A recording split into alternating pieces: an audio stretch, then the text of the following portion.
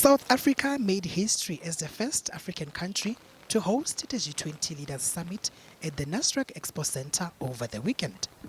Gauteng Premier Panyaza Lesufi expressed disappointment over attacks on some international delegates during their visit for the event. We can report the following disturbing incidences that happened in our province during this period under review. There was theft or pickpocketing of delegates representing Vietnam at Checkers Sandton City Mall, where their cell phones and their luggage were stolen. Because of the systems that were put in place, within the limited period, 4 suspects were immediately arrested. At Da Vinci Hotel, 1 suspect was arrested for imposition of firearm without proper permit. At Mercure Hotel, Ferndale, there was a theft of firearm from a member of the SABC and a possession of firearm and ammunition, and the negligent loss of firearm. Because of the systems that were put in place, 2 suspects were immediately arrested. Lesufi has highlighted some of the lessons learned from hosting the summit. One amongst them is that we always assume that English is the international language that is utilized. Our interpretation capabilities were overstretched and in some instances non-existent.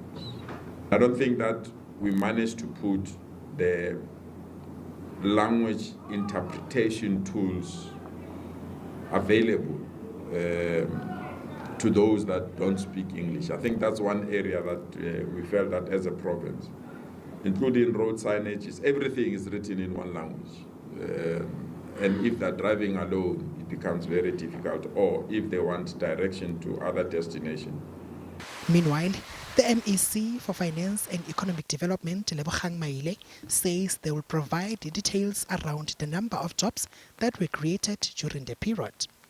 We will, on Tuesday next week, deliver the midterm budget statement. We will give numbers around the number of jobs that have been created by Gauteng, which is about 200,000 in the last year, which is more than any other province. And you will remember that it was estimated that there will be about 3.6 billion that will be